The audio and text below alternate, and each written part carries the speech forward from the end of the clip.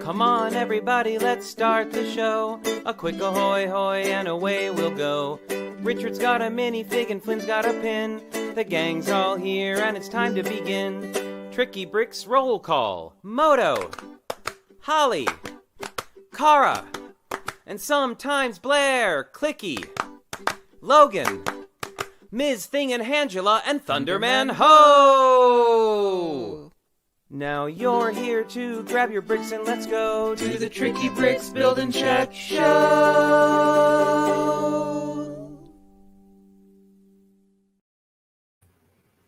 Go. Ahoy, hoy, everyone! That was a short few minutes. That was fast. Well, it's always, That was very fast. There's always Ahoy, some kind of interest at the beginning. If we didn't have some kind of interest at the beginning, you wouldn't know where you were. Yeah, how would you know it was us? I feel like someone put their thumb right in the middle. Must have been me of my glasses. I was going to say, I don't know who else. I don't remember you doing that. I didn't. So, hello, everybody. Happy Sunday. Hope you're all having a good day. We are... no, too bright. Well, it's always an adjustment. There we go. Hope you're having an awesome day. We are slowly getting ourselves together. It's true. It's true. It's been a slow wake up day. I'll put it that way. Well, last night was like a slumber party. We stayed up late watching people talk about spooky movies. Oh, really interesting. Really interesting documentary, actually. Fascinating. So anyway, we are going to talk about some, I don't know, Lego. I bet we'll talk about some Lego kind today. of Lego thing. So let's start bringing on our cast of irregulars. Everybody, please welcome from his favorite place, the middle left-hand side of the United States. It is Moto. Mm-hmm. Hi, Moto. Hello from the middle left-hand side of the United States.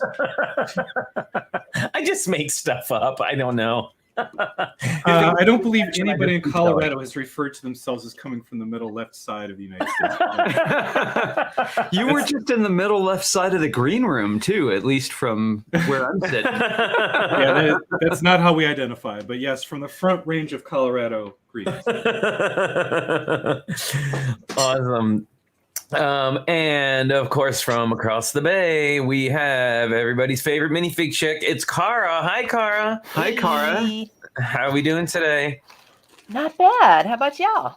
Good. Good. You must good. be. Looks like exciting things over there. I was seeing an unboxing happening. I'm playing with Legos. With Legos. So what? I'm always playing with Legos. What have you have? What have you got there? So I just opened the Friends Glamping set, which I found at Costco yesterday for $32. Now that's the new glamping, because there was another one, and I think that's like what, the beach glamping set? Beach Glamping. Yes.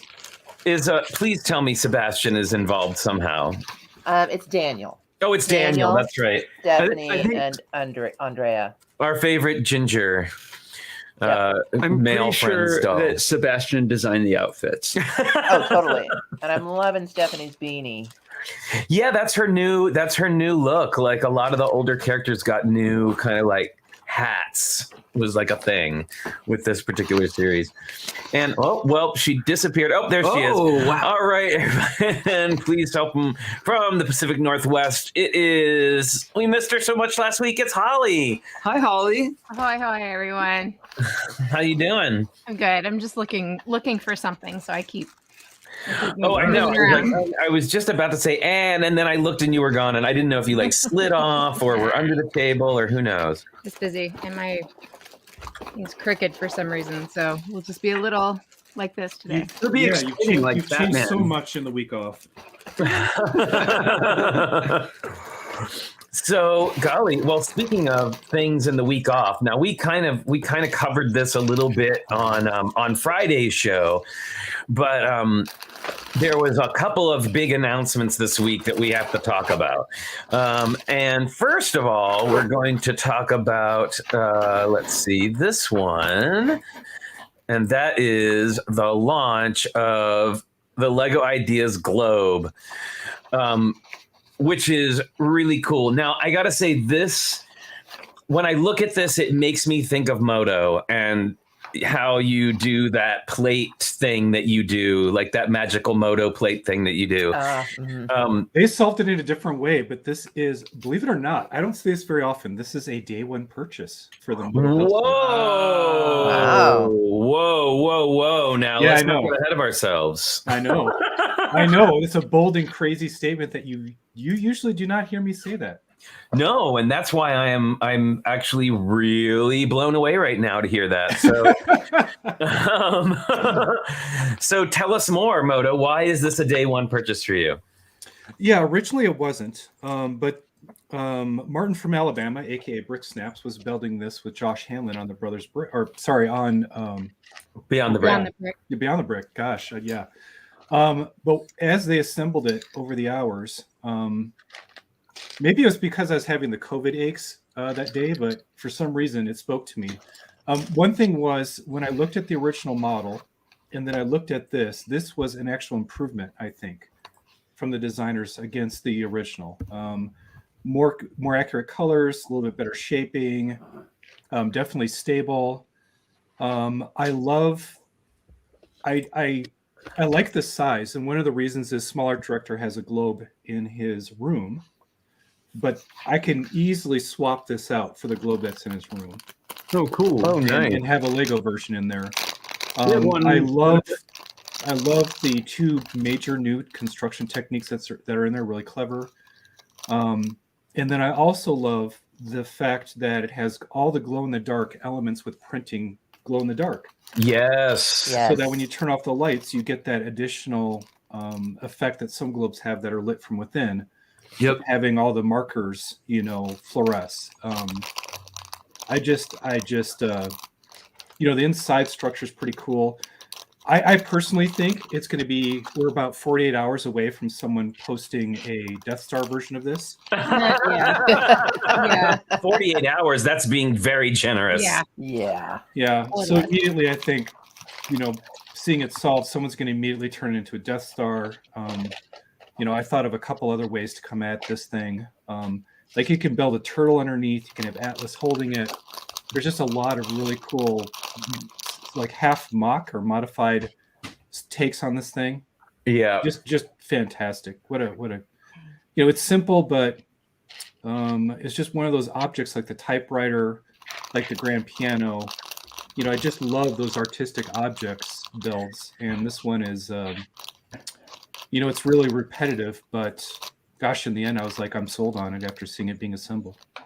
Wow. That is high praise coming from Moto, the man of no sets and no day ones. So especially no day ones. I know. No, now I feel like I have to have it because you have to have it. But yeah, I'm not here to sell anybody on this model. Just buy what you love. This one happens to be one of those rare objects where I'm like, the original was like, I'm like, that's cool. It's a great idea. But seeing the model and how it was improved and really taken up to the next level by the designer. Yeah, this thing's awesome. I'm just imagining an amazing library study with dark wood bookshelves with this and the ship in a bottle. Well, the boat is from the ship, Jake's ship in the bottle. So the sailing ship you put on this model is Jake's ship in a bottle. Yeah, they did a little promo where they showed the ship in the bottle, like going to the globe, basically. Oh, yeah, it looks really cool. So I mean, Holly, I mean everything's kind of a day one purchase for you. So what do you think about this one? This one's tough for me, you guys. This is a tough one. Here we go. Okay, what happened? Tell us what's up. Well, so this is the one that won during the Coraline round. Oh, I see. Yeah, and obviously I see little heart-shaped daggers shooting out of her eyes right now. Yeah, it's little animated like heart-shaped daggers like firing out of her eyes. Yeah, it's obviously very different. There's not really any comparison there. It's apples and oranges, but or apples and like asparagus. I don't know. They're very different, but apples and dragon fruit. Yeah.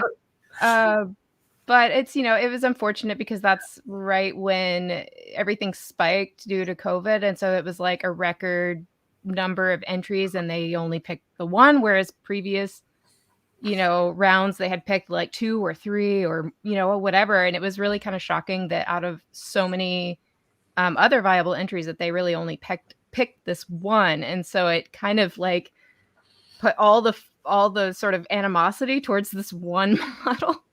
Apples and poodles, yes. Yeah. So and it's apples also, and Skittles. Yeah. It's also kind of interesting because when I was promoting the Coraline House at Scarabik, it was during their 10-year anniversary celebration for Lego Ideas, and they made this like really cool like layout space for us where we all set up our current ideas projects. And the guy next to me had a globe, and this isn't his. So it was. I remember him sending me a message too when this won that he sent me a message that was like, yeah, ouch, like man, yeah, yeah. I'm sure all those people who made the Office sets were feeling that way. Hi, Blair. There were a lot of globes. There's been a lot of globe entries. Like it's not a particularly original idea, but I think that really goes to show how much timing has to do with it, right? Like it's got to be just obviously they were looking for another shelf piece. Like that's what they needed in the portfolio, and this was the right thing at the right time and the right place, and it's a lot of luck and timing. Yeah. It's cool. It's a cool model. I don't know. As I start to run out of display space, I'm a little less inclined these days, or a little less excited these days for just, it's cool. There's things you can do with it. I see potential. I will probably end up picking one up. But I am really struggling to get. It's got that high price tag too, right? Like we were talking the other day about how ideas used to be there was like a $60 limit, right? Like when they had to have a certain size, and that's gone way up. That's like almost 4 times as much. Like that's crazy. Yeah. I mean, all of that, and if you can find the right plates in gray, you can make the moon. No reason why you couldn't. You could do Mars. You can do Saturn if you're really inclined to try to solve the rings, things like that. That would be cool. Very nice. Awesome. Well, I personally want to see Star Killer Base. To me, that's the best Star Wars reference you could put in there because it's never been done. Oh, there you go. What I don't know about Star Wars, like when you said I was on board with the Death Star, when you went into another, I don't know what that is, but hey, I'm sure it's a Death Star that's basically built into a planet. Yeah. Oh, That's okay. what Star Killer Base is. That's no planet. All right. But it is a planet. Well, I'm just the price tag for me is kind of the thing where I'm like, oh, wow, that's I don't even know what the price is. What is the price on it? $200, and it'll be out on February 1st. Okay. So hey, like now that we're all here, first of all, hi, officially Blair. How's it going? Howdy. Going well. Kind of I'm in there without warning. Sorry. No, it's okay. I was just working on a dots bracelet. So I personally think I'm excited about the globe, although I resonate with some of the other things that people have said. If I was allowed to buy it day one, I probably would.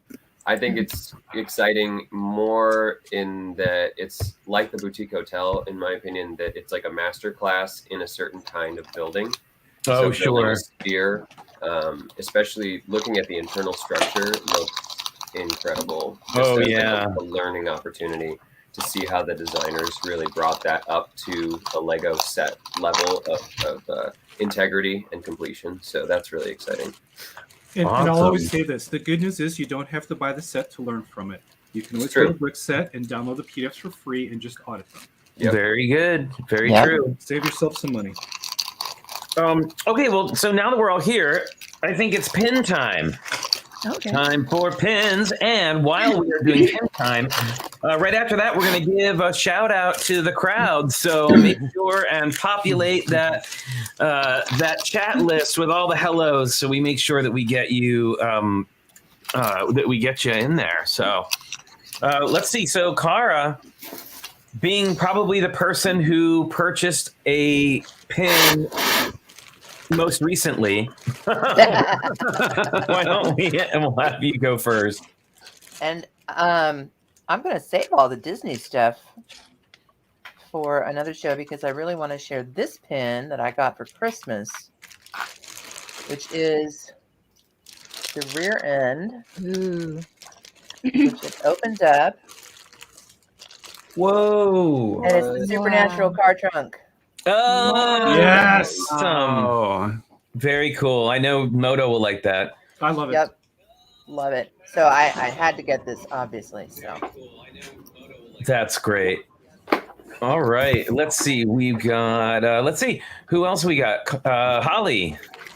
All right, we're still on a Labyrinth kick. We had to watch it again because we had a kid over that had never seen it before. What? You're such a good parent. I know. So for whatever reason, this is my son's favorite character from the whole movie.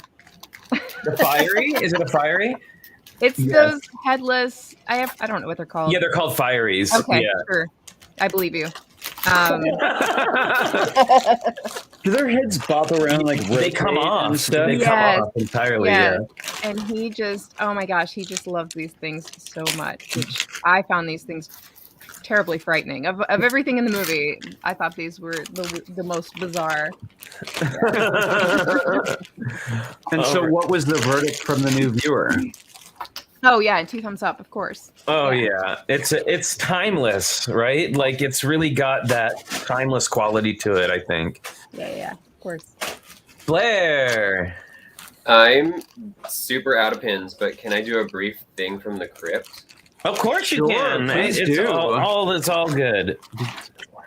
So this person ghosted me a bunch. I swore I was being catfished, but I found a really cool old set in kind of incredible condition. Oh, nice. Whoa. Oh, Whoa, that is awesome. We were just talking about Moto and I were just talking about Space Police briefly right before the show.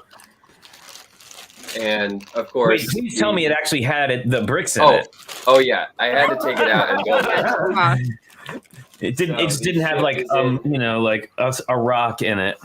Almost new condition, very very shiny. Very cool. Wow, look at those unscratched trans red parts. Love these features on it, are super cool. And while it's not the first Lego set I had as a kid, the first Lego set I remember picking up for myself was the Space Police lockup, which had the little laser cages. And I just loved the design of these things. They're so cool. And of Yeah, course, I remember those are cool. June decided that Thanos was in trouble. He's been Yeah, that bad. was so cool to find. What I love about it, and I only had to do a little bit of cleaning on the box. I'm still trying to get a couple of tiny stains off, but it's almost in perfect condition. But what I love is that the back has a Walmart sticker that's pretty close to the RRP. But then the front shows a different tale of it being marked down all the way Oh to my gosh. 1850. Wow. And then Holy. taken better care of than almost any other copy of this set I've ever seen. So that was just incredible. Very nice. Very nice. All right. All right, Moto. All right. I have a pin that celebrates a historical event from 2013. So this is a celebration of the Red Hatter Salute to Women as Veterans from Tucson, Arizona, May 18th, 2013. Cool. Wow. And if you don't know much about the Red Hatter Society, you could look it up. I couldn't find a record online of this specific event, but yeah, it seems like a really, really cool thing that would have been a blast to be at. Although I do not fit the necessary profile for being part of the Red Hatter Society. I like the shape of that too, like the oval. That's cool. Very nice. All right. So, and don't forget, everybody, make sure and say hello in that chat because we're going a little long with the pins, and I don't want you to drop off. So keep that chat going, please. So, no, I think so. okay. Give me a second. I know Clicky You got is all the on his things? way. Yeah. All right. Well, I've got, and this was a gift, a set of 3 pins from Marilyn Parmley and the Parmleys. Be kind with Mickey and Minnie. And I have one that says, "Be you," and the third one is, "Be strong." Be kind, be you, be strong. A nice message. Thanks, Marilyn. Thank you so much, Marilyn. But what if you're not kind and strong? Then just be you, And just be you. Polly.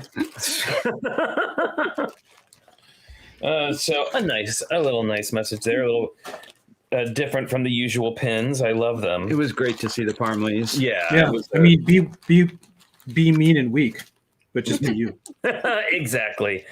But just be mean to not people in public. All right. So excellent. So we talked about the globe a little bit, and now I want to talk a little bit about. Now we did talk about this. Oh, that's right. We're gonna say hello to everybody in the chat, like I've been talking about. Hello, everybody. So Brick Jedi is here. Brickanista, Brickaroo Bonsai, Chunky Monkey, Fabufan MKE, Have Studs Will Travel. Hooded One, Johnny Cat. Hey, Hi, Johnny. Lego Don and Phil are here. Hey, Lisa Head. Hi, Lisa. We got Marilyn Parmley, Monica Berry. The Hornburgers are here. Ahoy, hoy, Hornburgers. Hello. We have And got, Matthew Builds Bricks just got in. Matthew there, Builds too. Bricks just popped in. We've got Wilfred. Bonsoir, Wilfred. Will Letchworth is here. Hello. Didn't I say hello to the Hornburgers? Ahoy, hoy, Hornburgers. If I didn't already, Julia, Andrew, and Peter, hello. Ahoy, hoy. We've got Zach Martinez, and of course our friend Will is here, and hello to Zarakino Kim, wherever you may be. Well, I also see Gabriel Cabral just popped in. David Wilkie is here. Brickaroo Bonsai, if we didn't get you around the first time. Too Humble Bricks is here. Hello. Heather Mraz is here as well. It's funny, it takes a little bit longer. Like I see the names pop up in the one chat, and then they don't pop up until into the YouTube chat until a couple of seconds later. Well, and the Zacardis, ahoy hoy Zacardis. Lana, Elena, and Vanessa, how's it going? We're glad you're all here. And if you're lurking, welcome as well. So, so the other news, and I'm sure everybody will have opinions on this. This is sad news. I have one. I don't even know what it is. Yeah, this is, for me, this is kind of sad news. I can't say I'm surprised necessarily, but it was still kind of a bummer. So apparently Lego has decided to kill video entirely. There's no more on pause. Now, I'm curious, what I'm curious about in this is what got them from the pause to the full stop. Like what happened in that time that made that decision happen? Or had they made that decision already and pause was a way to kind of soften the blow a little bit? Like I don't know, honestly. I imagine something changed because they're pretty it seems like they're pretty cards on the table. If they were going to end it at first, I bet they would have. Yeah, they would have just quietly discontinued it and not said, "Oh, we're revisiting this." Yeah, it's true. And you know what, Hooded One, I have to say, I kind of agree. Lego should stop with all the app-based themes. I think video would have been cool in its own right if it had just been a theme on its own without the app integration and had been a more reasonable price that didn't have to incorporate the price of an app that you probably weren't going to use. Since it was musically themed, I mean, they could have done something similar to the world map in that it had a musical accompaniment, right? But it didn't have like a whole game thing. Not that I wasn't into it, and I think that it had its merits, but I think it had a lot of things working against it. Unfortunately, it had the kind of botched launch. It had some price point issues. It had some people just didn't get it. Like maybe there was like a marketing issue for a lot of people that they just didn't understand it. I still stand by the fact that I think a lot of the minifigures were some of the coolest minifigures we're ever going to get officially. Absolutely. And like a lot of them were ones where I would have gladly paid the retail price if it was a third-party figure I saw at a convention. Like, oh, that dragon? Oh, you want $20 for that dragon? Like, that's a deal. Like, sweet, I'm on. But yeah, video is. You know what was weird about it? Kind of what you were saying, sort of the failure to launch thing. I thought it was really odd that they sort of started off with it was more minifig centric than like set based. You know, like just doing, you know, where they kind of came out with like these things and all of these cubes were basically sort of the same parts, and basically what you were getting was kind of like an overpriced figure, even though it's not like Blair said, you're actually getting a lot of value for these unique, you know, more unique figures and new molds and all these prints and things. We understand the cost that goes into it, but if you're just looking at it on the shelf and there's like, and basically all of these are kind of the same set. There's not really a set. They just seem like overpriced figures. And then they came out with like the cooler sets. And I remember even thinking at that time, well, that seems really backwards. Like normally they would do like the really cool sets and then try to sell you on the collect them all figures. And sort of adders. Yep. Yeah, it was, and you know, I don't know that I think going the digital route is all wrong. I mean, they've had a lot of success with video games, and that didn't go well at the very beginning. So I can't say that that's wrong, but it definitely has to be a calculation in the costs versus benefits. You know what I mean? Like if it's inflating the price that much, then I don't see how they expected the end user. I don't know. There was just something disconnected there. Like it was a cool concept, but the way that it rolled out just was a big miss. Well, Peter brings up a really good point. The licensing of all that music was another thing I'm sure that added to the cost. Yeah, that's a bigger issue than even the digital stuff, I bet. This is probably why I didn't enjoy video very much. So the position was we have a partnership with Universal Music Group, right? And if it's minifig centered, why couldn't you do a free digital track with a minifig representation of the band or the artist?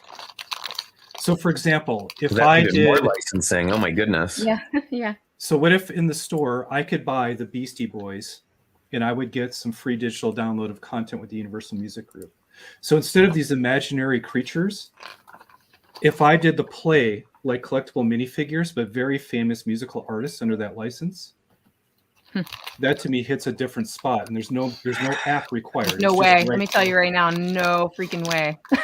Well, I mean, just talking. I mean, I think the idea and concept, Moto, is really cool. Yeah. But I think like the costs associated with that, and then not to mention, like when we start getting into like problematic people, and you know, it's like.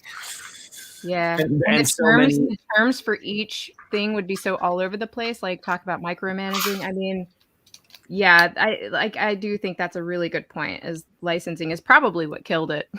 Licensing is what killed the video star. But I mean, shares under Universal Music Group. So how many people would go out and buy a share fig if they could get tracks with it? Yeah, but even if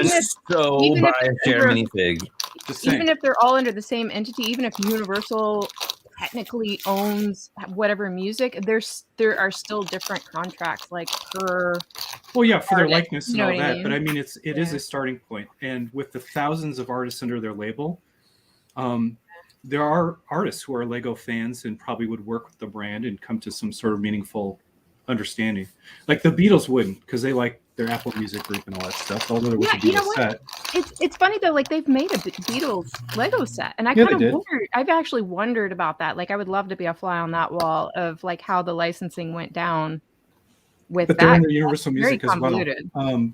Yeah. But yeah, ABBA. I mean, you could just go through the list looking through Wikipedia, and you can pick out artists that are from all different types, all different ages. Would they be problematic? Maybe. Yeah. But you could pick someone like Dolly Parton. I don't think she's in there, but like I'm just picking out a person like it's going to be hard to find a fault with Dolly Parton at this point in time. Yeah.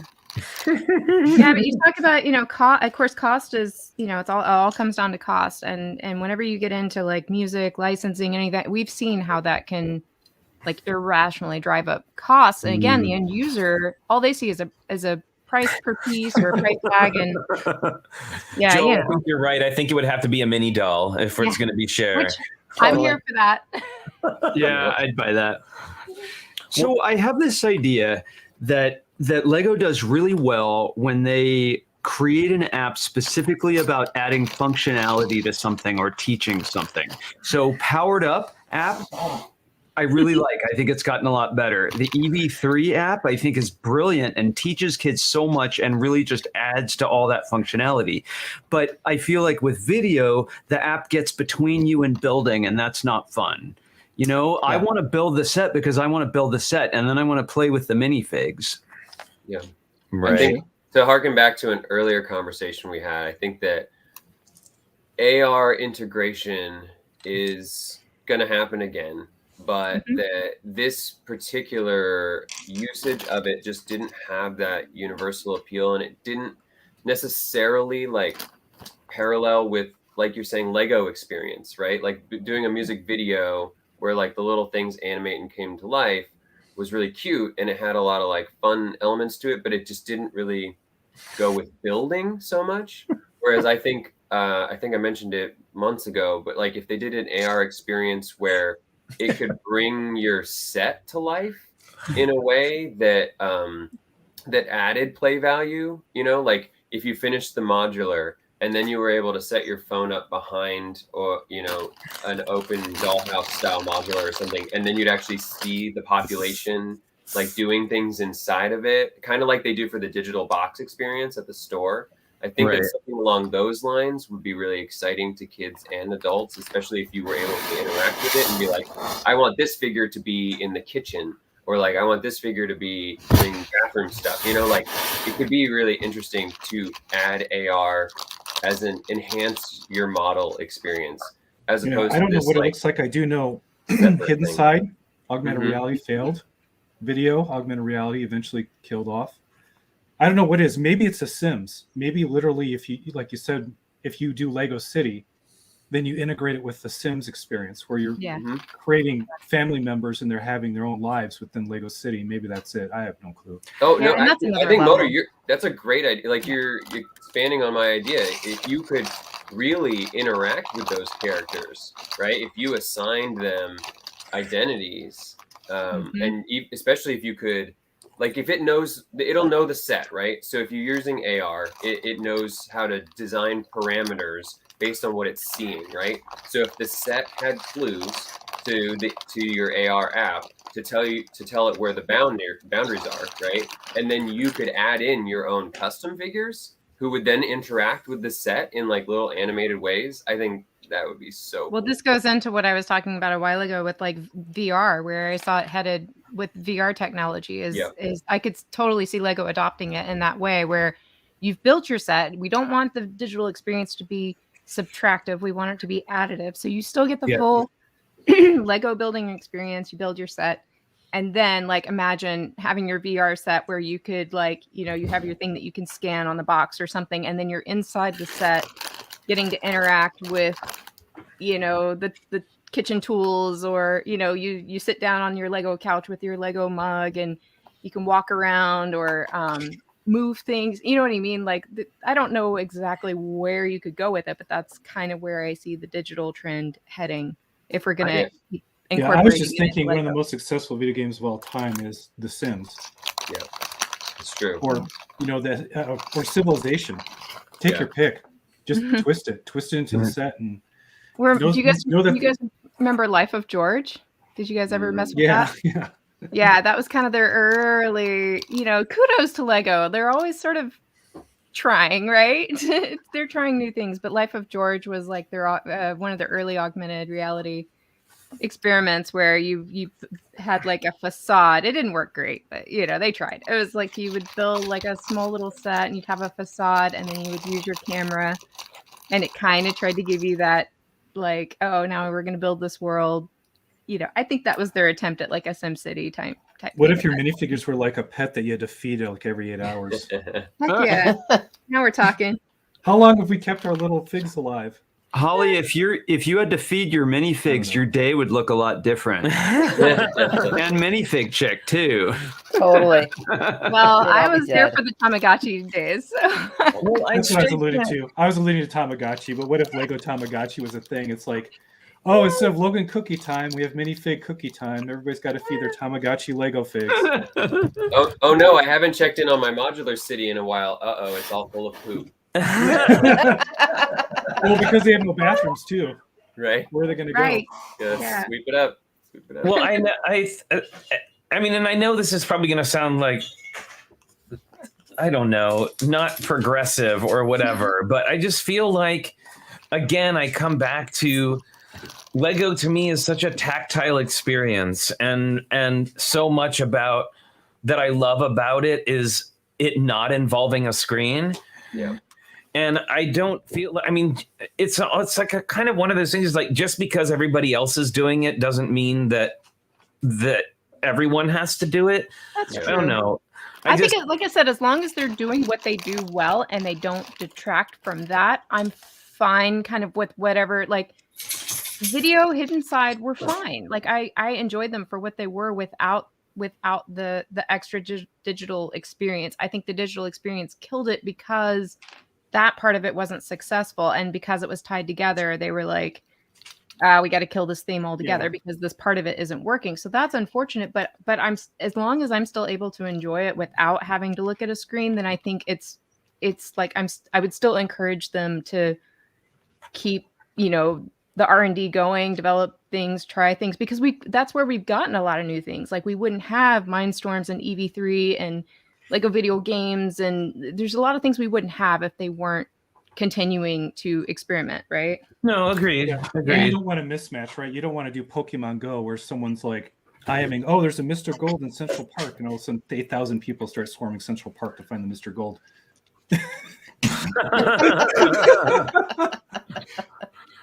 Yeah. Gives me a little tick every time we talk about Mr. Gold. That's why I bring it up. I know. Yes. Yeah, that's one of those. Just because everyone else is doing it doesn't mean you have to do it. Like, let's, yeah. That wasn't cool. Was it David Wilkie mentioned earlier that he would like them to bring back Dimensions?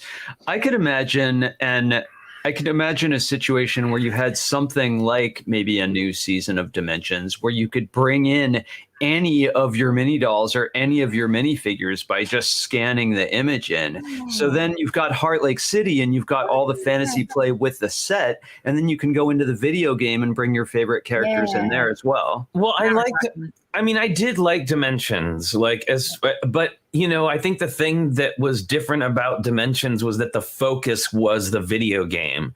And yes, there was a focus on collecting the figs or whatever, but the focus was on the game, not on a set that you ostensibly are supposed to be building. Right. But that would have been weird. Like if that was the first video game they had made, I don't think it would have gotten the same reception. I think people would have just been basically pissed that you had to buy a video game to Well, unfortunately, what happened with Dimensions, I think, is it just was it came too late. Yes. Yeah. Like Disney got there first. I felt like no, Everybody actually, got there first. I mean, they got there first before Lego, but not in the whole AR gaming thing started with. I was at the tail end. There was another one that came before it that I can't remember what it is. Skylanders. Skylanders, and there was another one as well. And I think it kind of it peaked quickly and went downhill. What I'm going to guess is it was in development for a long time. Yep. Probably a lot of it was working out all those many licenses that had to be dealt with. Yep. And then by the time it finally got to the point where it was done, we had already gone over the peak and the roller coaster was already on the way down the hill. This is true. Yep. Or even Disney. What was the Disney one? Disney Infinity? Infinity, yeah. Because I feel like that got phased out at right around the exact same time. It did. Yep. And you guys know that there was video game news that was Lego related this week. Oh yes, you want to talk about that, Moto, since you are Mr. Yeah, Star Wars?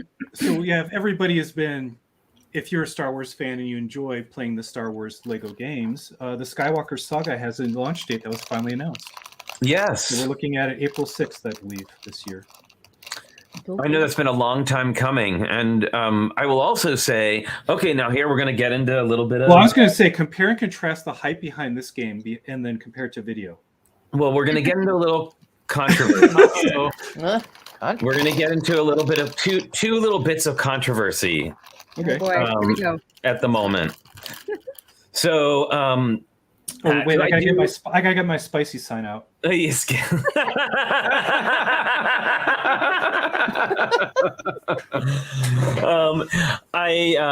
So two things. So first of all, related to the Skywalker Saga news, is that there have been reports of crunch with the crew working on the game. And if you don't know what that is in,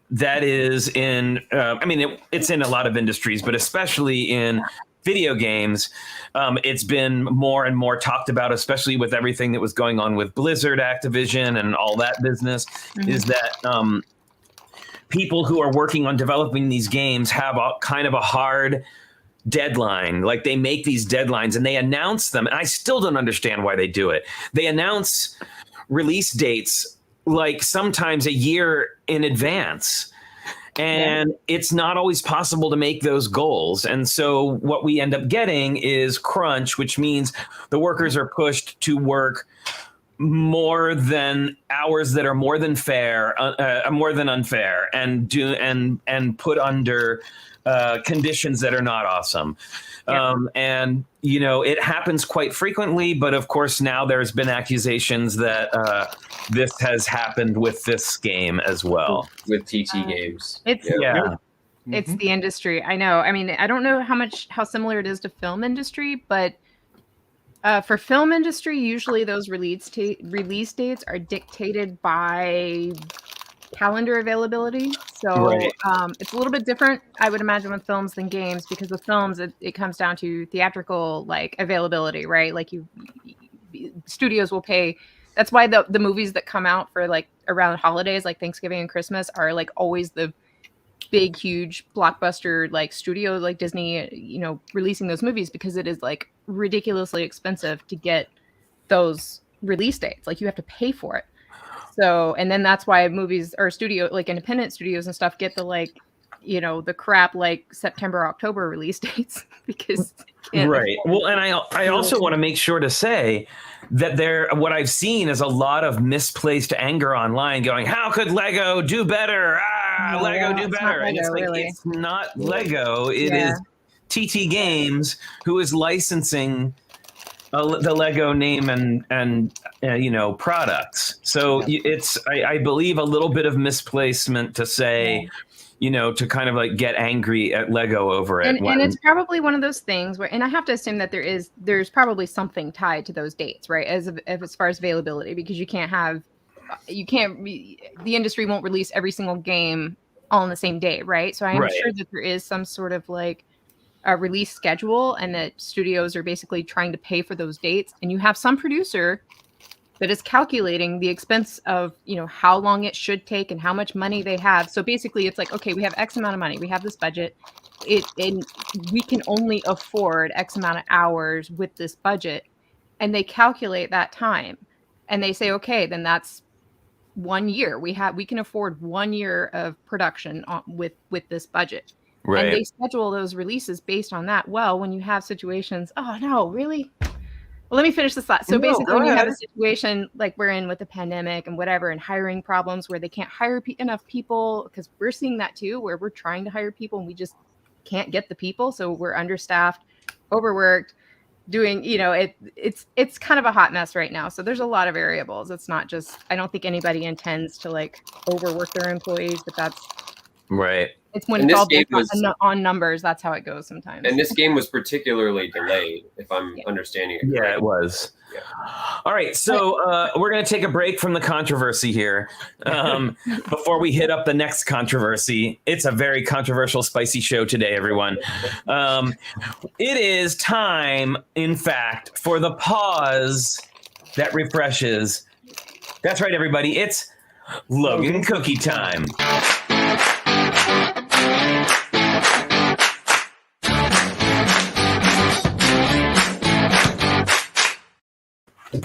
Hi, buddy. Look who it is. Say hi to everyone.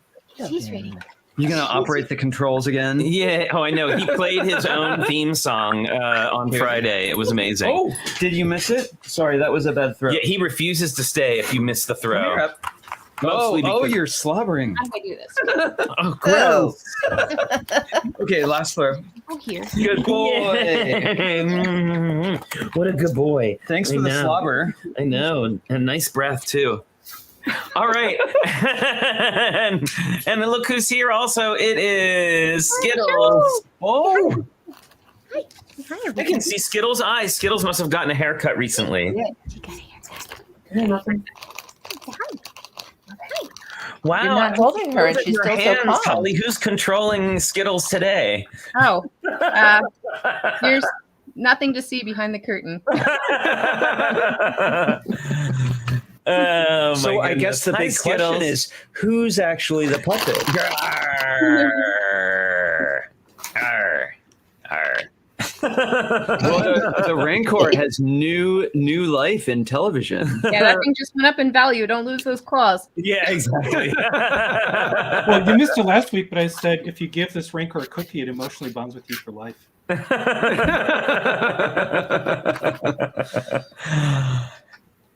And that has been Logan Skittles Rancor Cookie Time.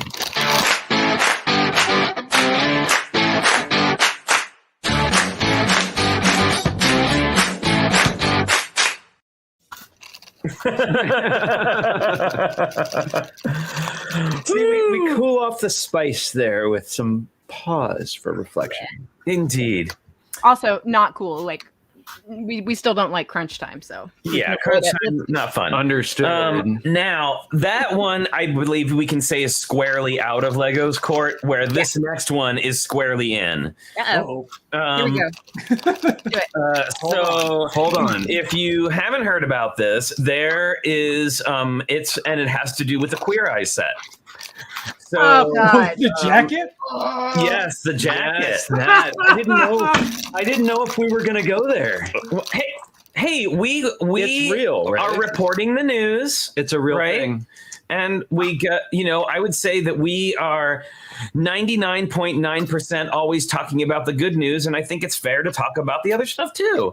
Yep. I know, spicy take. All right. Actually, that's a pretty easy one. And I'm here. I'm interested to hear what people have to say. Okay. So, there was a jacket that was used that was like custom designed for Anthony. It had printing all over it, like propaganda. Yeah, like a little, like it said something on the back, and it has a little skull on it. Well, Lego did their own version of it and used it in the set, except for theirs said "Rebuild the World" on the back, but it had like the skull patch in the same place. It was recognizable. So yeah, like when you see the real thing and the thing, you're like, oh right, that's the thing. Now, apparently, the artist who created it was not credited in any way, or apparently paid anything for the use of their design. Now, what I learned is that the show had been doing that during the course of the show. They regularly gave credit to the creator of that jacket. Yes, and now this is just for the set. So the artist is suing Lego over the use of this jacket in the set. And not only that, but apparently the story goes that they were in contact with somebody at Lego. Now, I don't know who they were in contact with. It was just like somebody in customer service, or like if they were actually talking to somebody Joe who had any pull. I like the idea of them calling customer service, but go on. Yes. And so apparently they said, oh, well, sorry, but we'll give you a copy of the set for free. to give to your kid so that you can play with your kid. And then they turned around and said, actually, no, sorry, we don't give away free sets. Yeah. What? That's kind of like allegedly real. Yeah. I mean, that's whether or not this is true or whether this person is making it up. Of course, I have no idea. I'm just reporting what I've read on the interwebs. So I'm interested to hear everybody's spicy hot takes on this. Moto.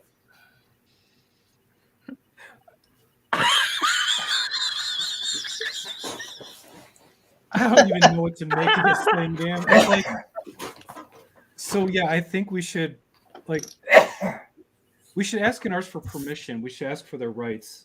This gets into really crazy space because did they trademark the design of that jacket? I actually know the answer to that because I read the article. Yeah, there you go. Yeah.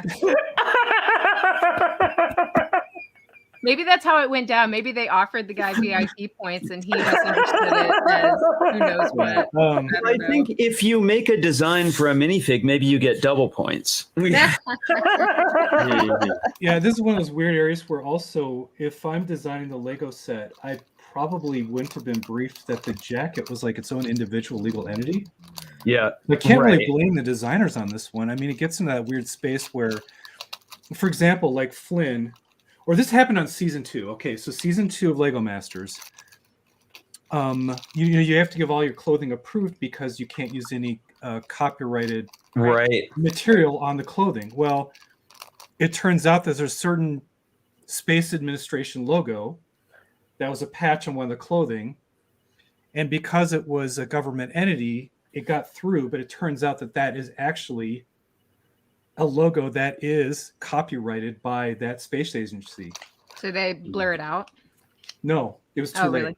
Okay. So these accidents go through. I think that it should have been handled a lot better, is what it comes down to, because I can see it being accidental. But if the artist calls you in and makes you aware of it, God, there's a better way to handle this, folks, if that's indeed what happened.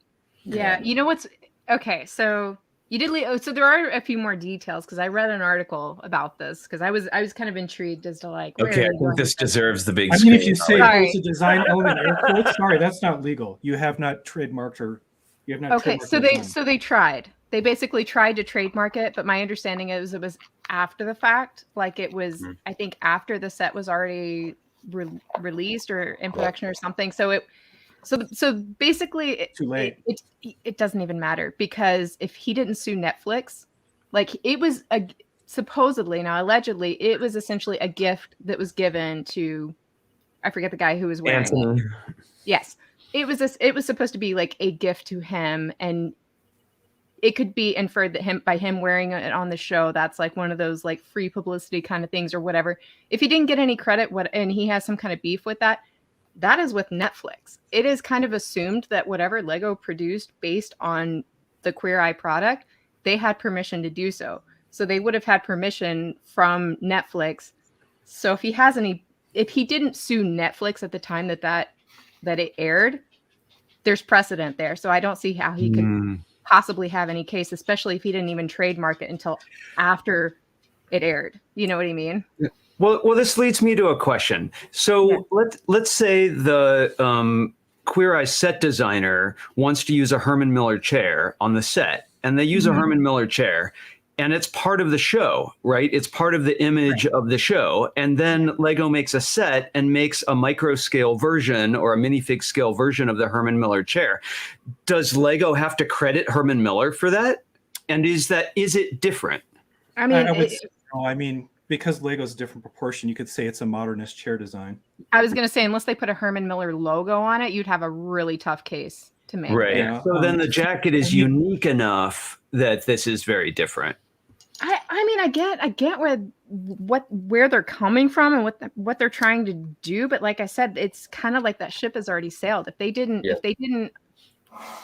make a case for Netflix, then because he said that it was like he felt like it was an oversight on Netflix's part. Like every other item of clothing, they had some sort of a written thing about, and the jacket just wasn't.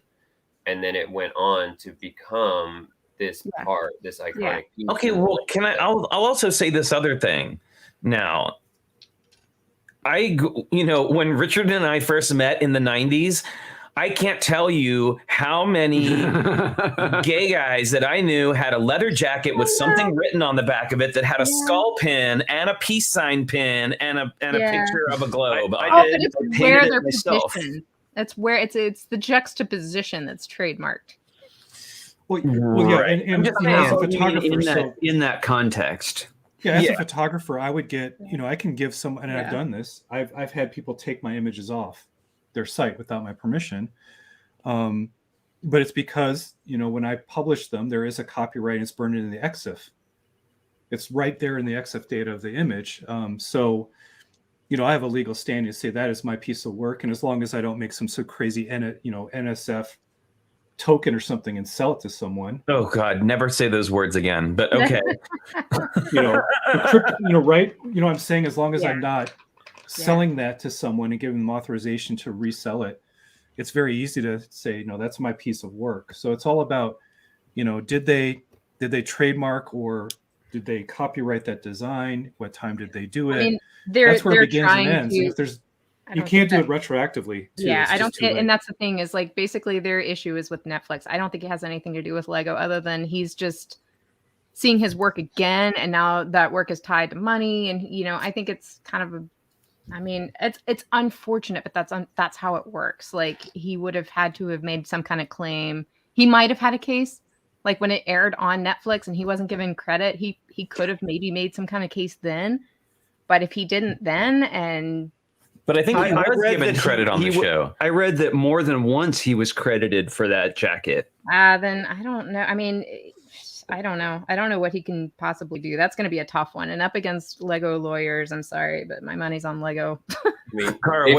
they've claimed that it will be an uphill battle for him. But what I love is the closing statement in this one article that made me chuckle while I was sitting next to and this is just as me as an individual, but a very large unsold pile of Queer Eye sets, which was it's seeking unspecified amount in restitution for all damages he suffered and for any profits or gain by Lego that is attributable to their infringement. And I was going to say, he can probably have a lot of Queer Eye sets because that whole profits or gain thing is not really quite working out the way that design was probably hoping to.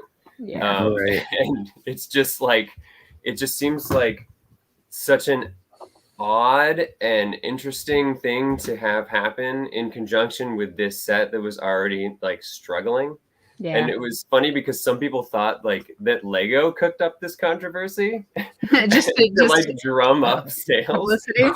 And everyone else who like had a couple extra brain cells was like, why would they do this? Like, why would this be the thing? But actually you're onto something there about publicity because just the other way around itself is probably a publicity stunt just to draw attention to the guy. Absolutely. If the news was they're going to pull all the stock from the shelves because of that, then that would be right. Flying off the shelves. Yeah, totally. Yeah. So, by the way, you know what they should have done? They should have put an orange hair osprey on the back of the jacket.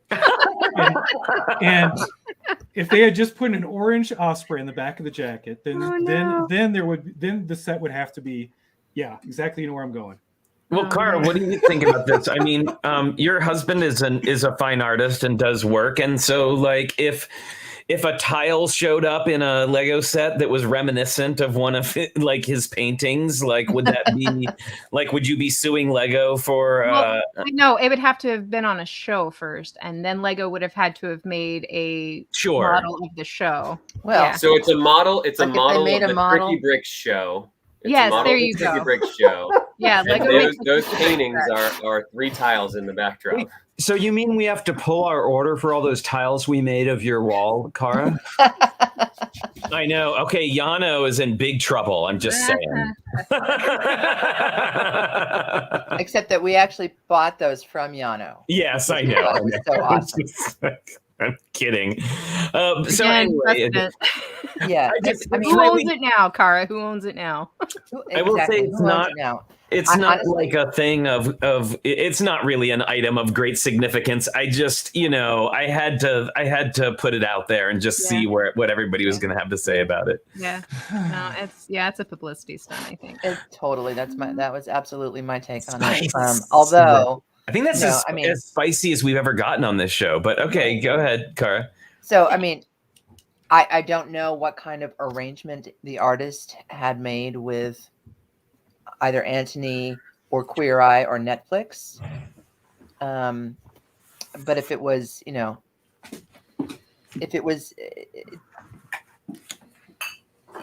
don't know if he had a contract to say, you're going to wear my jacket on 5 shows and give me credit for it on 5 shows. Mm-hmm. Did he have something like that in place? Was it more of a handshake? Mm-hmm.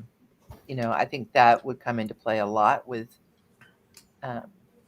how he can or could approach Lego, but we don't know that. There's just too many details. The whole copyright issue and trademark issue.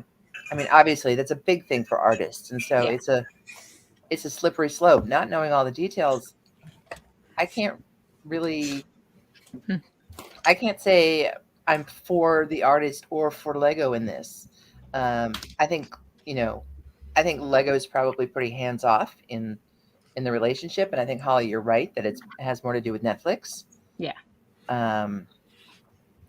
But it does feel a lot like a publicity stunt because he made this so unique jacket, right? And is now trying to get his name out there.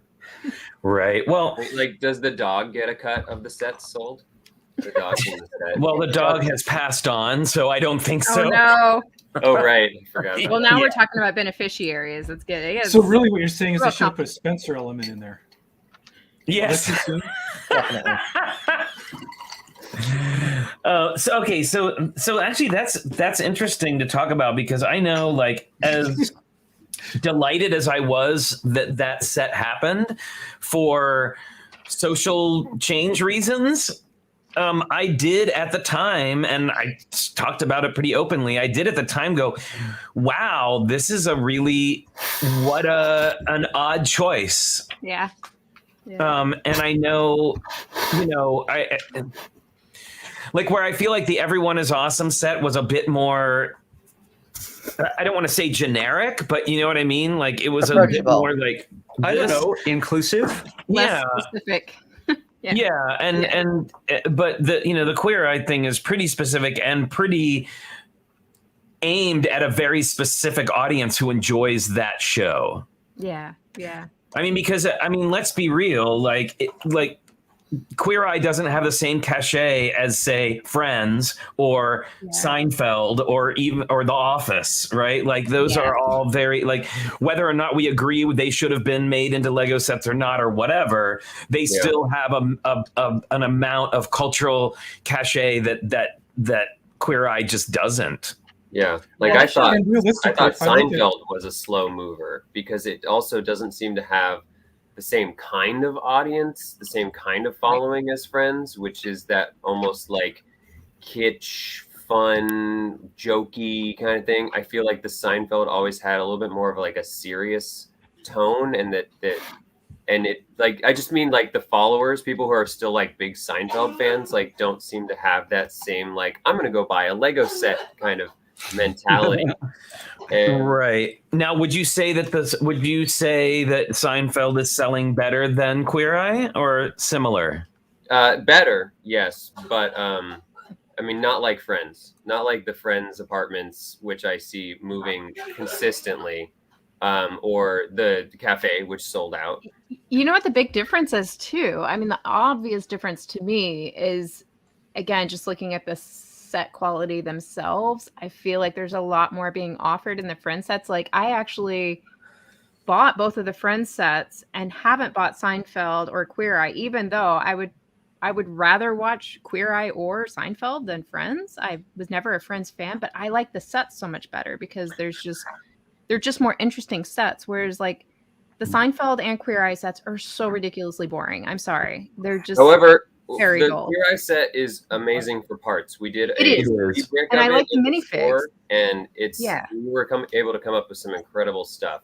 Yeah, And I do like a lot of the parts in the Queer Eye set. Queer Eye set's definitely more interesting than the Seinfeld set, and I love the minifigs. But like, I ended up getting a bunch of those parts like on bricks and pieces, and the set itself, I just did not care to actually build the set. Like the set build itself looks so dull to me that I just Look, to me, and the Friends Main Street is going to sell more units with representation than any of these combined.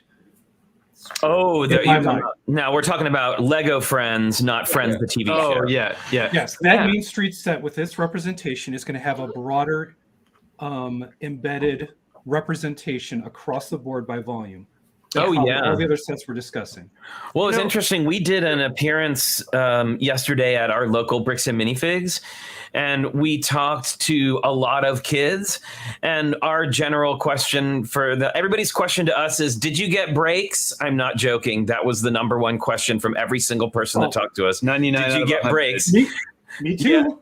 And then the other, and then we usually ask. the kids, like, what's your favorite theme? And I would say pretty much across the board, it was City and Friends. Yep. I thought it was Star Wars. Star Wars and Friends, with a little bit of Ninjago and City sprinkled in there, and almost exclusively Star Wars boys, Friends girls. Yeah. Yeah. Well, Yeah. I mean, Okay. Surprise.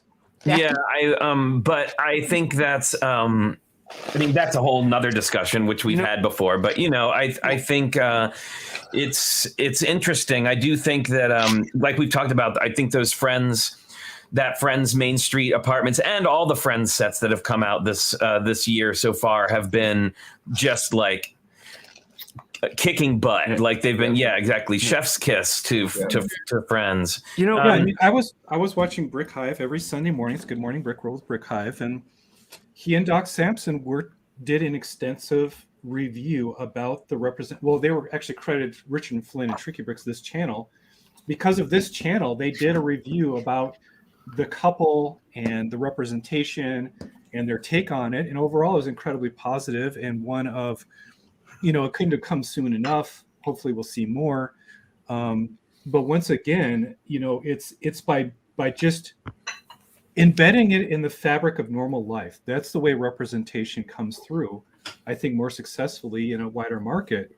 But yeah, and then thinking about it, I'm like, this Main Street set, it's gonna just, knowing how popular Friends is, that's gonna be out there at a broad and just embedded. It's not like in your face or anything, but just the wheelchair accessibility, just the different cultures, the different races, the different types of couples. I kind of like it even better that it's not in your face, because I mean, well, so I mean, it's just there. It's just naturally there, right? Yeah, there's just something about the Queer Eye set that I think some people are gonna kind of innately look away from it, just because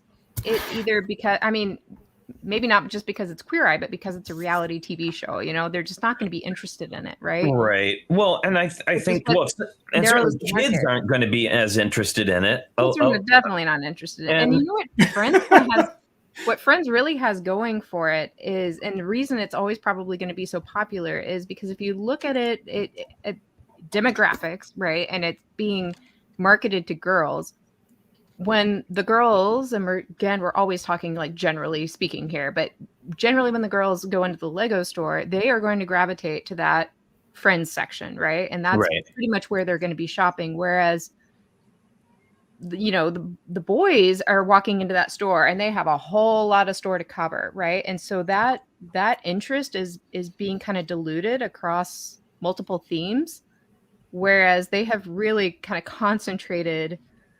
It was a little bit different when they had I guess there's Disney too, right? But like when they had Elves and Disney and Friends, I feel like it was a little bit more diversified. But now it's pretty much the main draw is Friends and Disney, and so obviously those themes are going to remain pretty popular until they start branching out a bit. Well, it's interesting to just kind of going back a subject that we were talking about, like Queer Eye versus Seinfeld versus Friends, the TV show, not Lego Friends. Yeah. Is that what's interesting about that is that Seinfeld went off the air in 1998. Yeah. Right. And I believe Friends, let's see, what does Dr. Internet say? Dr. Internet says that Friends went to 2004. Okay. Queer Eye is still on the air. Yeah. So it's very interesting that unless they had done the first iteration of it. Yeah, But they did. because right. there was the original Queer Eye that came and went. Well, and also Yeah. too, like let's another thing that I need to be like incredibly real about too is that while I was thrilled to see the word queer on a Lego box, like again from like a social standpoint, the fact of the matter is that word is still incredibly fraught to a lot of people, especially older people. Yeah. You know, like I mean, I didn't want to pigeonhole anything, but Yeah. for older gay and lesbian and all people, that word is incredibly fraught, and it still is for me. I still have a very complicated relationship with that word. Yeah, I mean, I'm on the tail end of the generation where it switched from slur into reclamation, and I've been hit with it both ways. So I totally understand. And people from previous generations where it was only a slur, like it carries a lot of weight. And so it is really interesting. And obviously they've sort of toned it down by making it prominently a QE, right? It doesn't say like queer across the front of the box. And like you said, while it is a landmark sort of Lego set in stepping in that direction, it definitely, you're right, it does carry some controversial. There's some baggage there. qualities. Yeah, absolutely. Yeah. I think Friends is so much more, and this is Now we're talking Lego Friends or Friends, the TV show. Lego Friends, like Heart Friends Lake theme. City. Yeah. Friends theme. I feel like, as far as inclusivity goes and representation and all that, I feel like Lego Friends is so much more graceful. Like if they had issued a set that said Latino culture is awesome, that would be very, very different than showing many, many kinds of families. Yeah, I think that was kind of my point with it being like it better being the representation being incorporated into a theme that is already like popular and prevalent. Like that seems like the way to go. Because like I said, it's like the Friends theme is always going to be popular. That's why they're able to take more chances there, I think, because they don't really have as much risk. You know what I'm saying? Like even if there's one set that people don't like or gravitate toward, it doesn't kill the theme. Right. So it's a perfect spot to kind of experiment with that. They all sell eventually. It's kind of like City. Like City has just this long-standing power. It will always all sell eventually. You know, and I'm glad that they're doing a lot of the same stuff with City too. But like I said, it's not City isn't as, even though it's proven to be has the mainstaying power of being popular. If City didn't do well, like if they say they come out with their summer release of City sets and there's something, they put gay couple in there and people object or whatever, the kid, their little kids could they could not buy City sets for their little boys or whatever, and they'd have 100 other themes to choose from. It's a lot harder to track the success there. Well, also too though, you also have to say in that same thing is that with this Friends apartment building, there is nothing that explicitly says that there is a gay couple. Right. Nothing that explicitly says that. Like in the storytelling, it is a single father with a daughter who I will add is a different skin tone than the dad, that are moving into this apartment. And people drew a lot of conclusions because, I mean, and myself included, it is very heavily coded. And that is right. Like I feel like Sebastian is a very heavily coded character. I feel like that whole relationship between the guy that runs the hair salon and the dad and the daughter live upstairs and they're playing with her in her bedroom that has a rainbow painted on the wall is very like heavily coded. Yeah. Right. But it's not it's also not explicit. It still gives that room for kids to make whatever story they want out of it. You know, maybe that single dad's going to move into the apartment building and have a relationship with the gal with the blue hair. Like, I don't know. Right. Yeah, like exactly. it could be anything. And I And hope that's perfect. That's how we want it, right? Like we want it. Right. to be Right. open-ended. Yeah. Well, you made a good point earlier, Holly. I'm sorry to cut you off. You made a good point earlier when talking about AR, about additive versus subtractive. Right. Having those little suggestions, those little hints is additive, but it doesn't stop anyone from imagining whatever story they want. Totally. Right. Yep. Yep. Yeah, That's so what I hope is, you know, due to timing or whatever, I think this is kind of the spearhead, but hopefully you're going to see a cascade through City and hopefully more themes than just that. Well, it's interesting because they did leave it very open-ended, right? Like with the single dad with the daughter, like that is very open-ended.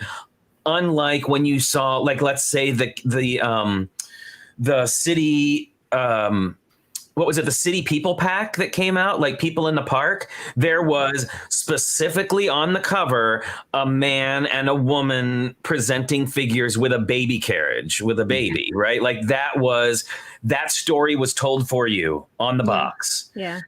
Where this thing. Oh, no. I think this is the right way. I'm looking toward the future. I'm looking several years down the line. Yeah. And with this inclusivity and diversion thing we talked about this year, you know, that statement that was made by Lego, this is kind of a good first step to where I would expect or hope, and I wouldn't expect anything of Lego because they're their own company.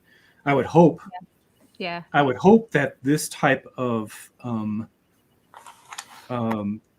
set and figure representation cascades through the city theme. God, wouldn't it be nice if Ninjago got that? I mean, I can just think about it, but City at a minimum.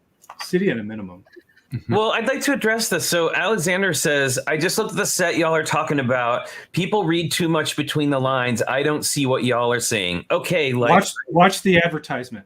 I get go and watch the video. Yeah, the video advertisement is a pretty big sell, but I've also got to say that, like, and I don't know. This is something that I've been saying for a long time. Gay people, queer people, however you want to say it, have been so underrepresented for so long that we will often grasp onto things that maybe other people, and that's the other thing too, like other things that people won't see. One really good example of that is when Lego released the bride and groom brick heads as separate pieces. We have them set up as two grooms in our case at the store. That's nice. Awesome. But I'm saying, like, that is, and yes, everybody sees their own stories. Absolutely, Hooded One, that is true. But I'm saying, like, exactly. You're right, though. That didn't register with me right away when they first did that. As a gay person, it meant a lot to me. Yeah. To know that was, you know, because... Well, it was open to being able to tell that story if you wanted to. Well, when we got married, I had a difficult time finding two grooms for our wedding cake. Like, I had to go to, like, a special place that sold them separately. Right. Like, it was always two. Molded together. Yeah. And so... I had someone make ours.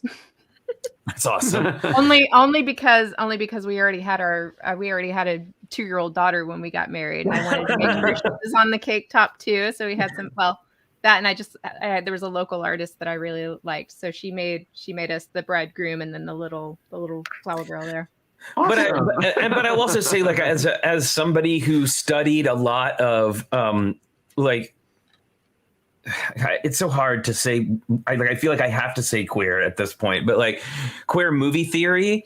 And if you've ever read a book called The Celluloid Closet or seen the documentary, and if you haven't, I highly suggest that you check it out because it has some mature themes in it. It does have some mature themes in it, of course, but it tracks with what I've seen in representation of queer people in movies, representation of queer people in video games.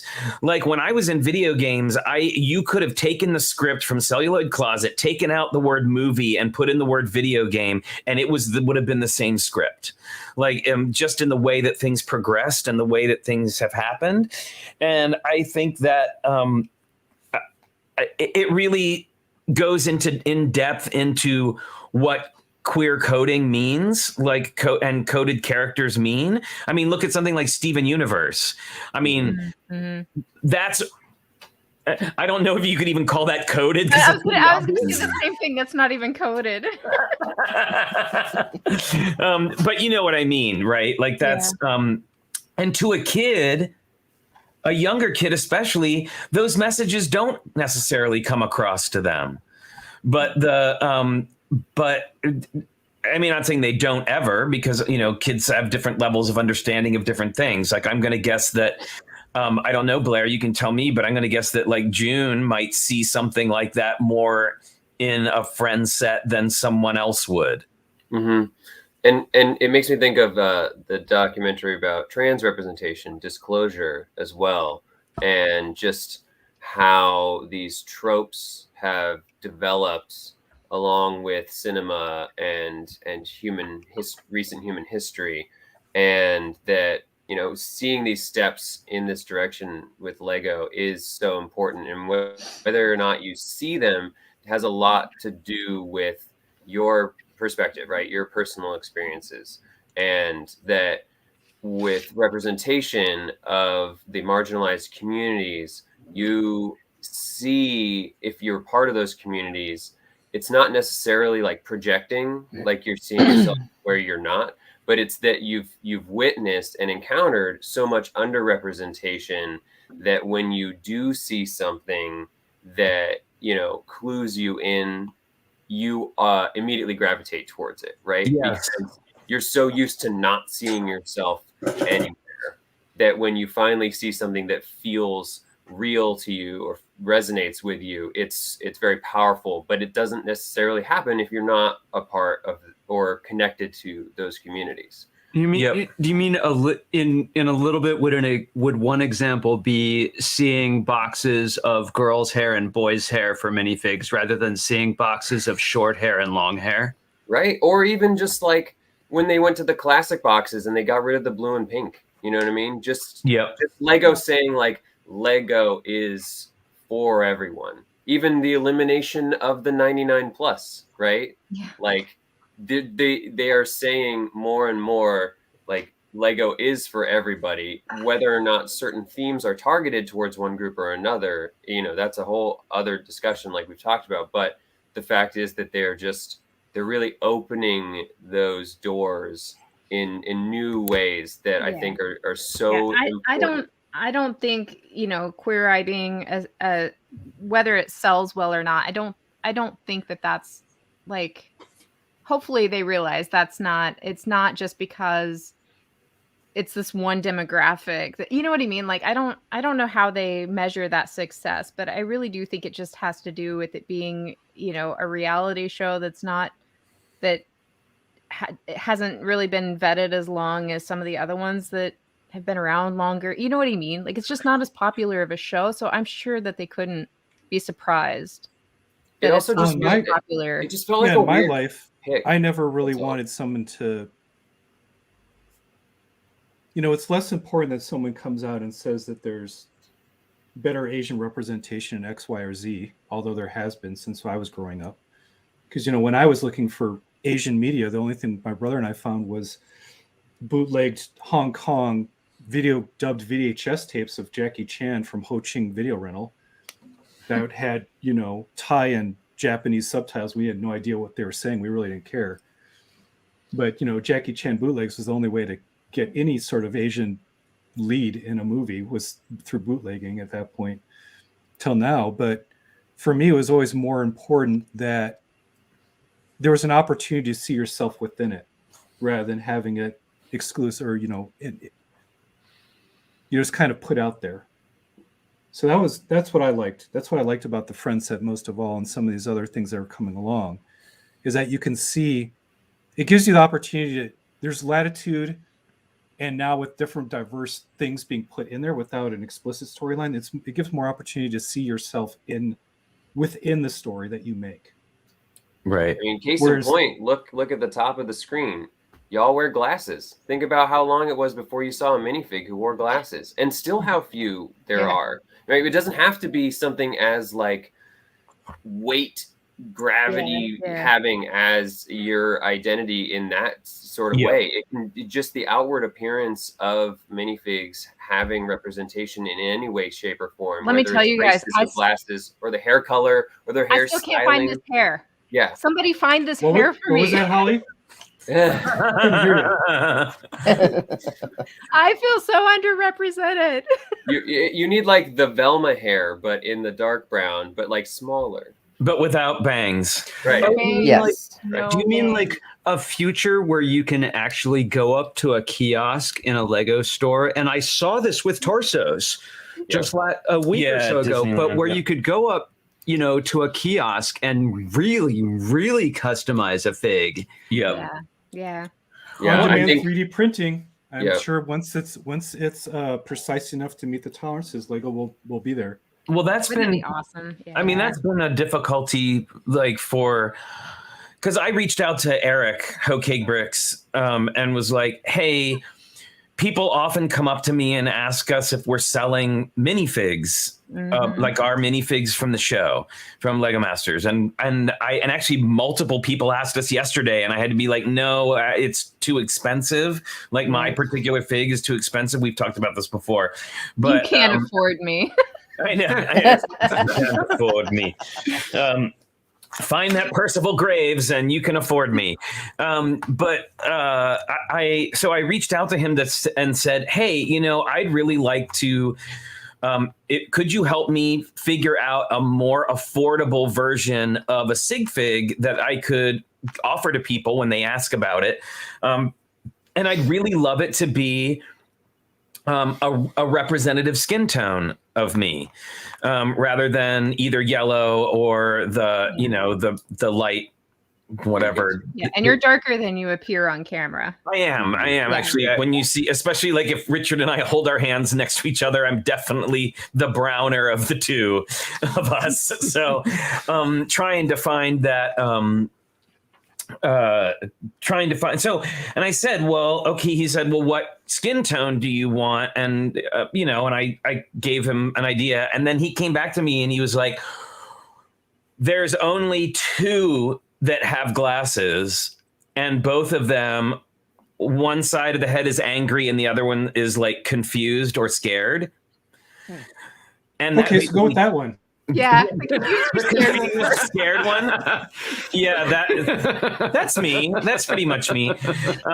So I could, and then and the same thing. Like now, like I feel when this new Friends apartment and Sebastian in particular came out, I was like, that's it. That's my skin tone. Like that's the color I need to represent what I feel is the closest to me.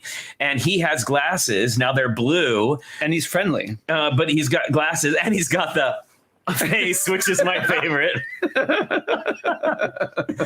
But, I think, I don't know. It's just, it's interesting. And you're right. Glasses is a thing, especially on when you start going into skin tones. And of course, that's a whole nother conversation. Yeah. But, which has been getting so much better. It's getting so much better all the time, though. It is. And you know what? To come back, not to like harp on this, but I got to come back to it and say, what I have noticed is that, and I was just talking about this yesterday, is that when I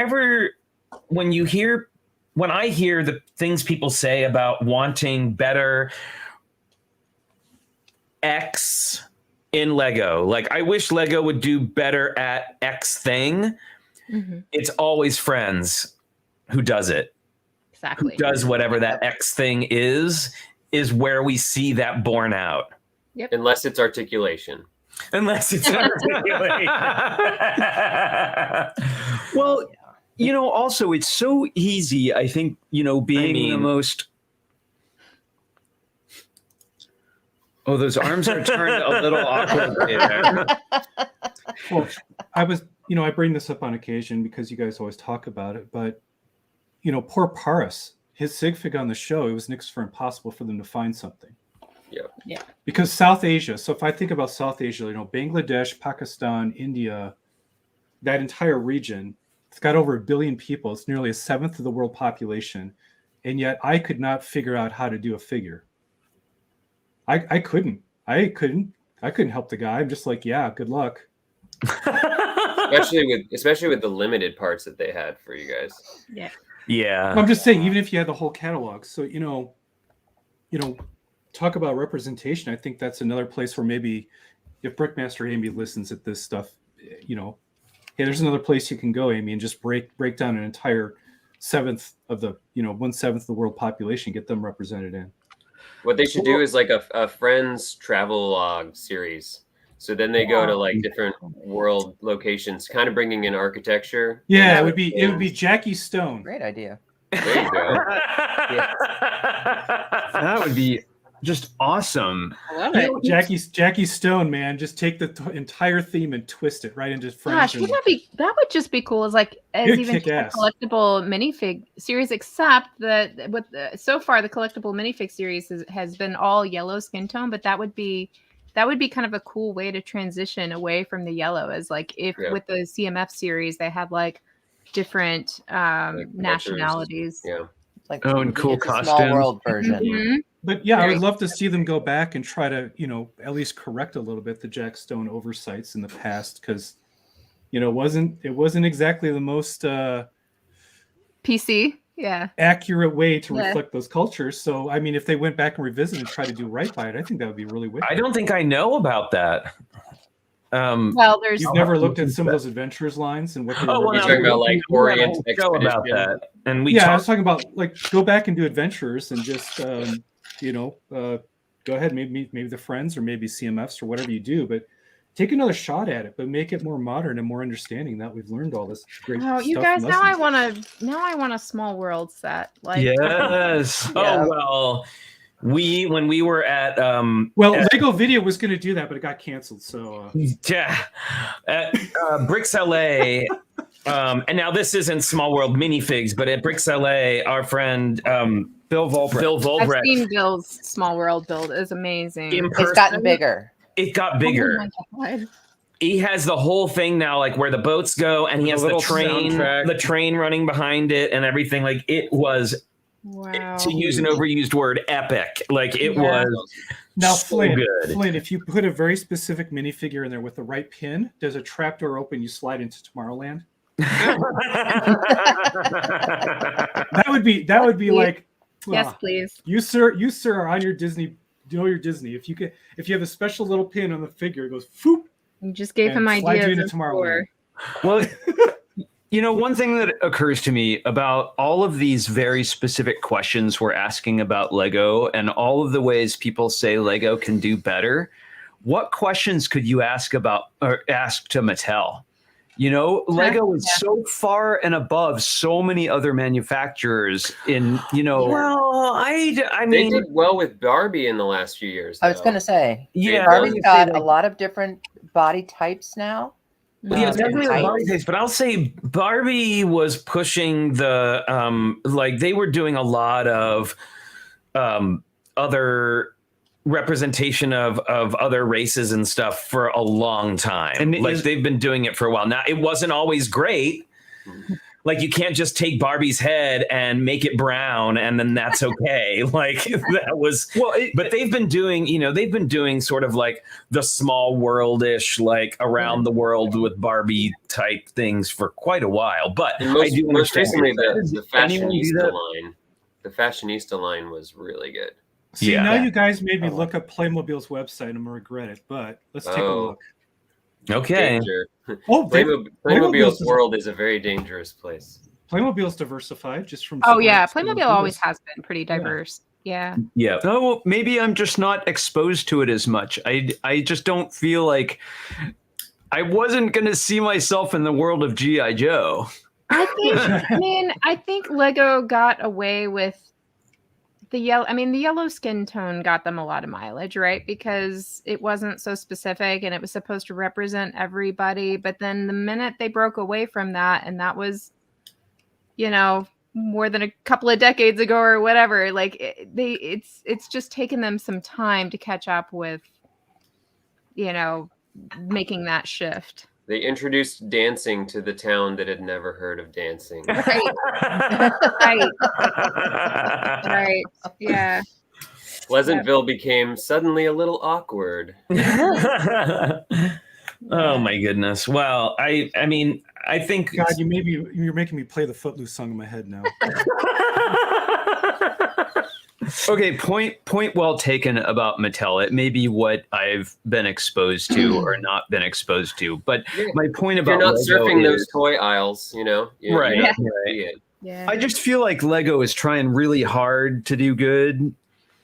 They are. I give Yeah, them and credit. you have to That's what also we're talking factor in, about. They're remember, doing- Lego stuff is in development years ahead of time. So there's stuff right. that we're requesting that we're seeing happen, not too long thereafter. And that's because it's in the pipeline. It's similar to, I know a lot of us are mockers. And how many times have you seen something come out in a set and you're like, oh my gosh, that's exactly what I was doing at home or had done in a thing, and you know that you're paralleling the people in the design team right at the same time. Right. I wish that would happen. I don't. Not when you've spent hundreds of dollars to make that thing that doesn't exist, and then 3 months later they just make a set for half the price it took you to market. Yeah, Holly, have you heard about the globe that got released? Here's some vinegar. Here, I'm just pouring it right there on top of her head. salty vinegar. Oh my goodness. That was the haunted house. It was the haunted house that I waited and waited away. I was like, surely they're going to make a haunted house. Why have they not made a haunted house yet? I waited and waited. Finally, that was my first mock. So I was like, fine, I will make my own haunted house. And I went and spent crazy silly money on various sets and parts and whatever I needed to mock that thing together. And then it was like within the year that they came out with the first haunted house set, it was half the price I'd spent. And way better. Holly's a precog. Well, I ordered a bunch of the tails and body parts from oh my gosh, what do they call it in Harry Potter? The serpent thing, in the Chamber of Secrets. The basilisk, right? And now the Gargantos set is out, and it has so many of them. Yes. I was like, oh my gosh, that looks like the bag that I have waiting to build with. Yeah, or something almost just like that. My favorite was again back when I was working on the Coraline house, and we were doing the minifigs for it, and we were trying to figure out the leg heights, right? Because Babinski's really tall, and we needed those Woody legs, which they weren't producing anymore for whatever reason. Come on, bring the Woody legs back, Lego. And then the short legs were too small for teenager size minifigs, right? I was like, no, they're too short, and I was like, gosh, so I just people know what need you're talking about. Yes. Oh, so I was like, man, we really need more variation and legs and Lego legs. I need a in between size, and it was a month or maybe 2 after I submitted the project on Lego Ideas that they came out with the Harry Potter posable medium legs. I was like, where were those? And there was one third-party company that was making some like that at the time too. I don't remember who it was, but well, these things are bound to happen. It's just like if you put in your lug bulk order and all of a sudden it's on the PAB wall. Yeah, Probably. The worst. Yes. Lego All right, has friends. Lego problems. So before we wrap it up for today, and since we're talking about minifigs, it's time to share our favorite minifigs. So let's see who's got one at hand. I do. Okay, Moto. Let's do Moto first, and then Kara. All right. So I got this yesterday because this is my favorite Spider-Verse character ever of all time. Cool. Yes. Spider-Gwen. Oh, Spider-Gwen. Spider-Gwen, Very I cool. think, is just one of the most amazing, cool characters ever devised. The costume alone is just sick. Just love it. so good. Nice. All right, Spider-Gwen. Cara. Well, I've got Andrea and Stephanie and this awesome coral paddleboard. Coral. That is cool. I like the paddle boards. Yep, they're pretty awesome in their beach outfits. So Very cool. Blair, are you ready? Yeah. All right. So everybody in the space community has been going nuts over the purple character. Oh, and dang it. spending their big gobs of money to get the helmet. Now, June did finally find me one of the purple helmets. I had found evidence that there could be up to 3 in the collection. I did find one, but I was more focused on making a squad of like advanced. Whoa. So just coming out and just seeing like, well, what else could we do? So they're the non-conforming uniform squad. I like how every year there's a color of classic space that gets added. Like last year was the orange one. Yep. This year's the purple one. All right. Did you find something else, Holly? Yeah, that's fine. Yeah, I was actually about to ask you, Blair. It's so funny you brought that up because yeah, I've got that figure, and that's what I was doing at the beginning of the show. Is I was trying to find the purple helmet because I am Good luck. certain I have one. And I found this guy, but he has a different purple helmet, right? No, that's the one. That's Is the it? nice character. Yeah.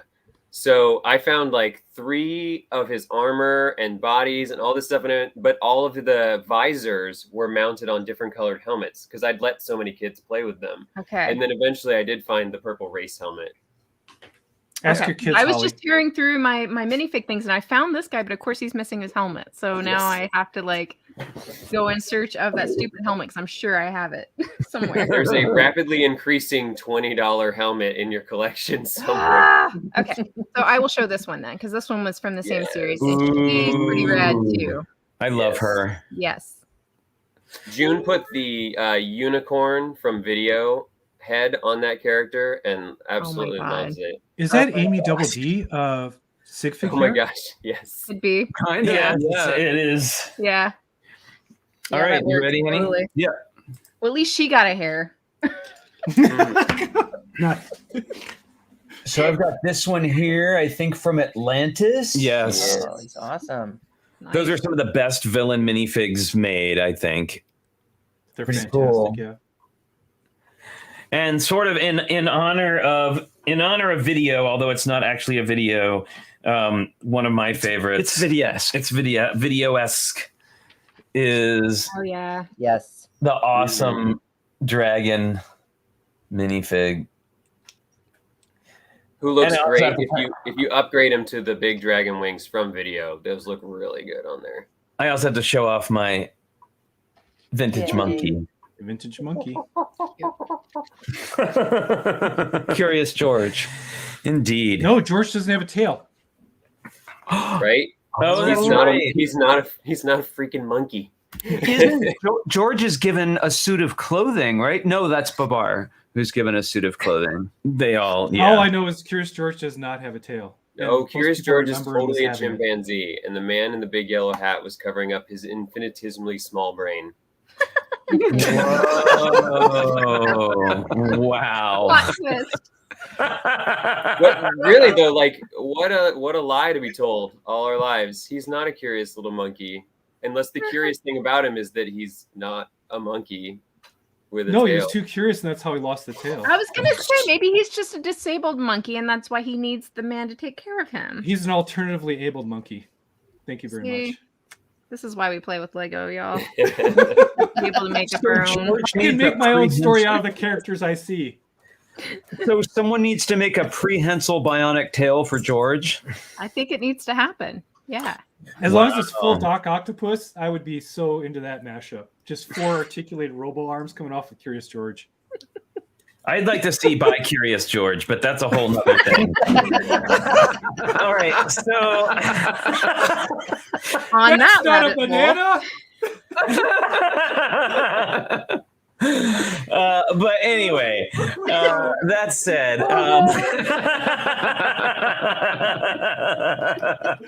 Oh. Okay.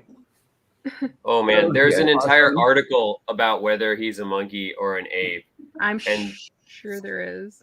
suggesting he is either an ape or possibly a Barbary macaque who does Oh, not yeah. have a tail naturally. It's true. oh But my goodness. something Good about point, the Monica Berry. complicated history of the word monkey, apparently. Wow. Yeah, yeah. Wow. All right. I'm still struggling with it. Oh my goodness. Well, it's been a lively discussion covering a lot of ground today, I must say. But thanks everybody so much for coming and hanging out with us today. It was a fun Sunday.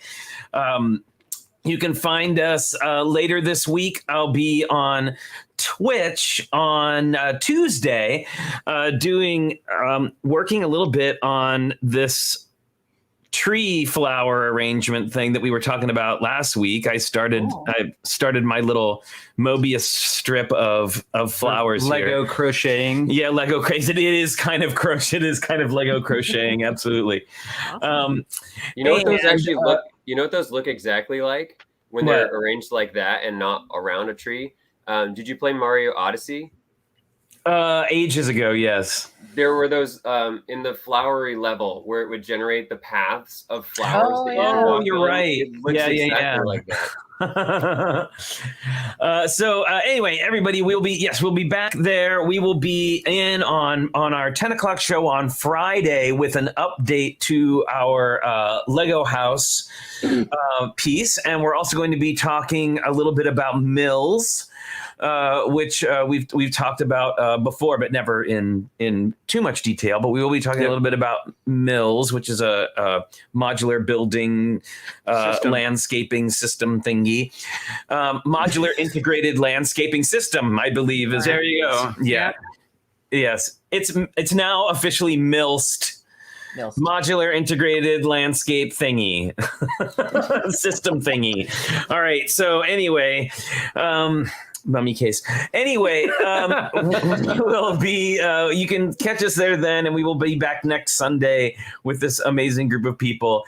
And until next time, don't forget to stay safe, stay healthy, wash your hands, wear your mask, get that vaccine, get that booster shot, and we will see you next time. Bye, everyone. Happy Bye. building. Bye. God, I thought monkey bars were just at the playground. Lego killed the video star. Lego killed the video star.